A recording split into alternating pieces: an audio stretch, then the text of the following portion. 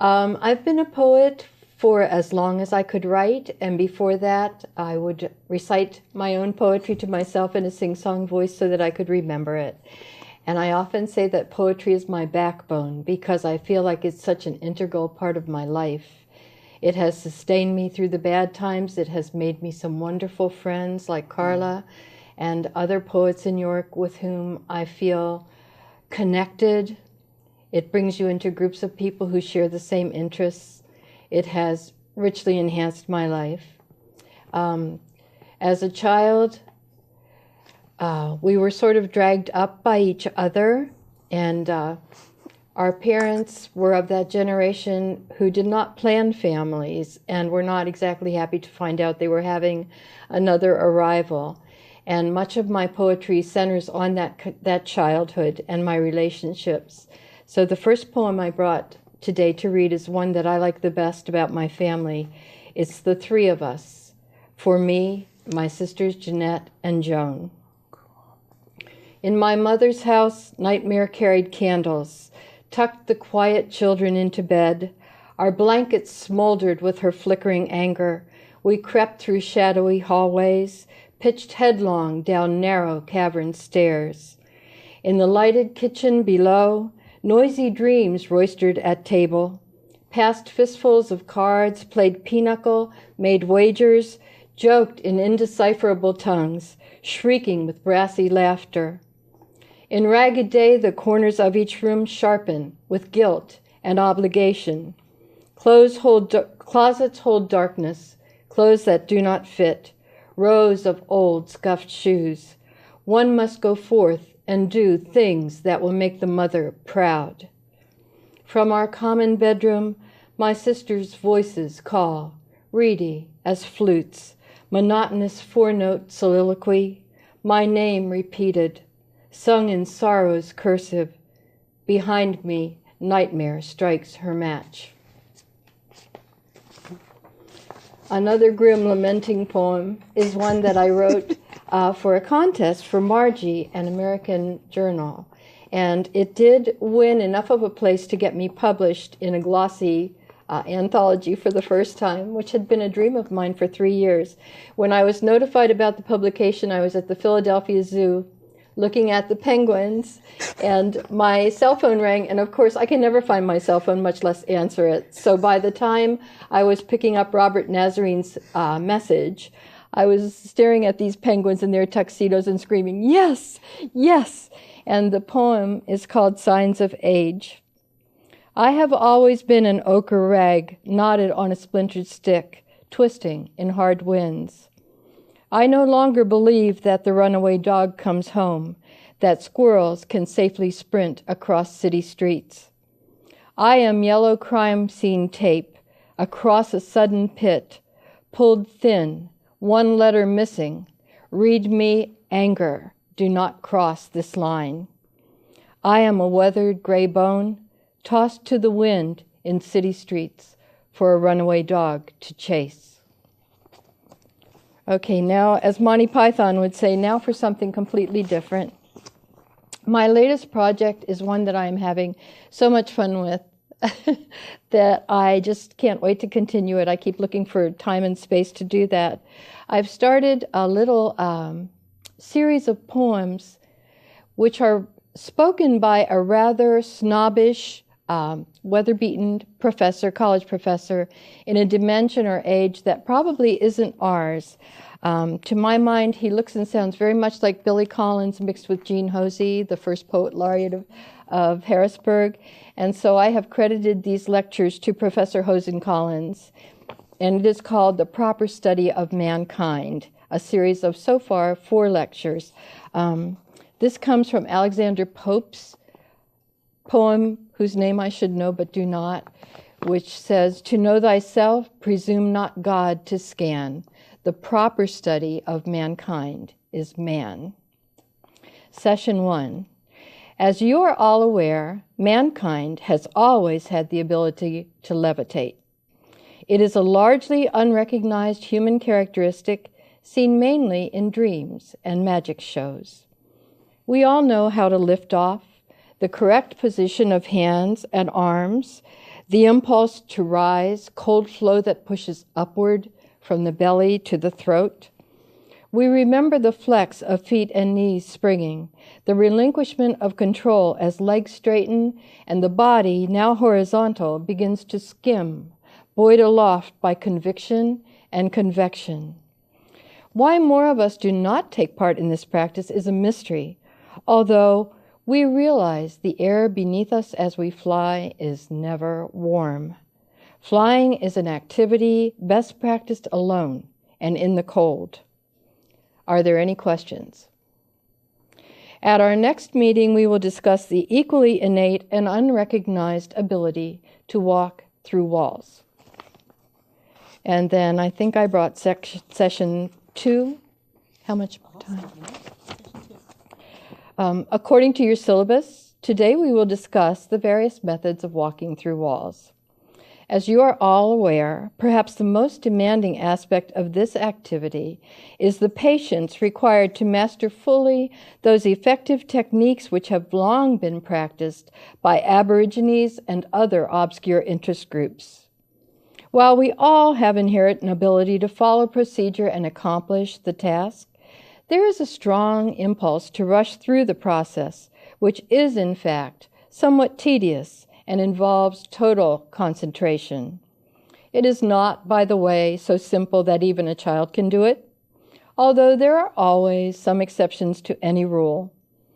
Nor should the potential wall walker entertain the outdated becoming one with the universe concept.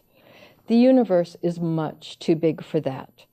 Trying to do so simply erodes the walker's focus, which is absolutely essential to the successful completion of this activity. Detailed instructions for utilizing and perfecting the techniques can be found on page 67 of your text. Practice alone at first. Group wall walking is hazardous for beginners and can expose one to the consequence of becoming permanently melded with the wall, an outcome neither satisfying nor productive. In our next session, we will discuss in detail the inherent and unrecognized ability to dance. Excuse me? Question? What? Oh, no, not that kind of dance. And then we go directly to session 4, because the dance is going to be the most seditious and earth-shaking thing that people can do in a group or singly. And I have to work out a code to encrypt my poem, so that's going to take me a while. Did you want to hear session 3, or are we running short? I want to hear session 3. Okay. This is actually session 4, because session 3 would be the dance if it had been invented yet. It is somewhat surprising that many people postpone the practice of dematerialization until after death, since it is a useful application in many situations while one is still alive.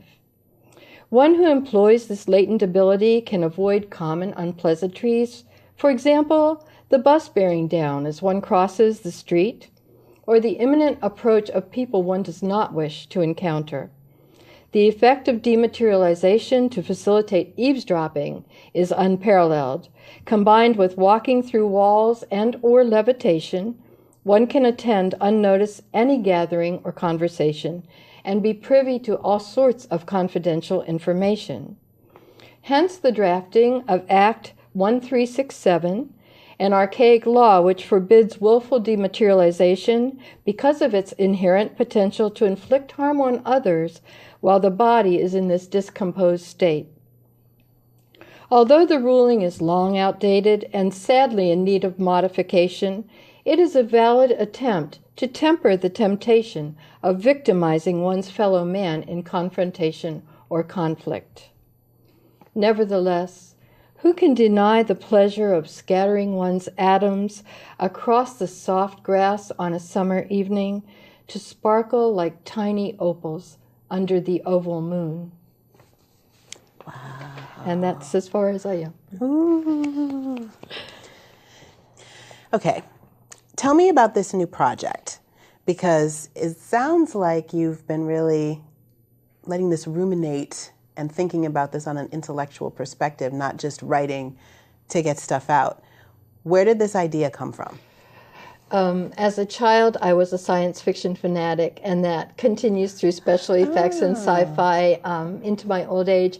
I was terrified by Forbidden Planet. I saw practically every, even, what was it called? Plan from... That awful old movie about the Plan from Planet 9 with the shower curtain between the cockpit of the spaceship and the back of it with the creeping aliens. You know, I've seen the pod people, I've seen everything, and I've watched all the superhero television shows. So it's something that is probably as much at the core of me as poetry is. And I kept thinking that people want Superman to exist. They want the Flash. They want Iron Man because there is something in all of us that responds to that and echoes that. And from there, it's a simple step to, couldn't we really do it if we just knew that we could? So it's the idea of giving ourselves permission and having a special school like Professor Hosen Collins College to train, to levitate, to dance, to dematerialize carefully so that you could rematerialize. And that's probably from The Fly. You know, I've borrowed every idea that sci-fi ever presented. But It's just inspiration. It's just inspiration. yes, these fall out. These don't even need to be edited. They just come down and fall onto the paper. Whereas, So now, is that usually how it works for you when you get inspired and you just write and it comes out straight, or do you tend to sculpt a little bit more than that generally? Signs of Age, for example, woke up with the idea, because I have arthritis, the idea of being a worn, weathered bone. There was a poem I wrote about Noah and the ark because I woke up at 2 one morning and thought, what did he do with all that manure? He was in a sealed ark. It was thankfully cedar wood, which probably helped some, but he had elephants. He had horses. He was in there for a month and 10 days. Where did he shovel? Because to go out would have been like being under Niagara Falls. The force of the rain was that intense. That's true. So they could not even go up on deck to take a breath of air. They were just trapped with this. So out of that came another poem. But generally I toss them down. Was it Picasso who said that art is not getting work out, it's getting it down? So I toss it down and then I work on it until it suits me. And then sometimes I get it critiqued until it suits everybody. So how long does it generally take you from when you just let it out until you feel that it's worth submitting for publication or worth putting into a collection? Some of them I'm satisfied with pretty much after the second editing, but some of them I put away, and that's good advice to any poet. If you have one that isn't quite working through for you, put it in your drawer, shut the drawer, walk away from it. I pulled out a couple poems yesterday that were 7 or 8 years old and saw immediately how I could have fixed them. And there's one that will never be fixed, but I just keep working on it and working on it. Is that how you do it? Is that your process? I actually go back and forth a lot.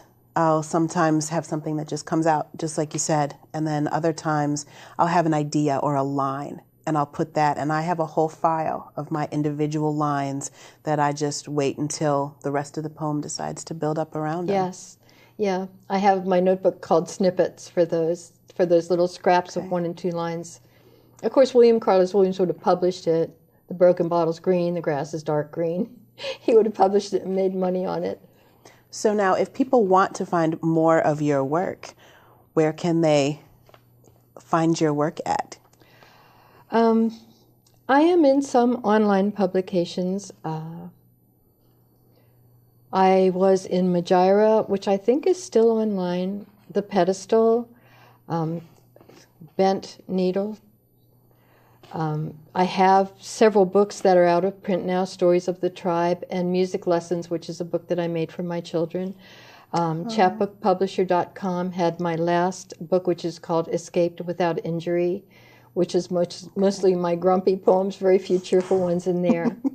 And I'm looking to put together another one called Unpacking for the Journey, but I want to just take my time because I don't know how many more books I have in me. I would like to really choose the poems I consider best to put in there. So do you feel like there is a certain amount of inspiration that each artist has, that some people might only have one great poem or one great book in them, and that's it, it's done after that? No, I don't believe that. I know when I finished my first book, Stories of the Tribe, I thought, well, I'm finished. I'll never write another poem. I really thought, it was like the end of the world for me. I was just done.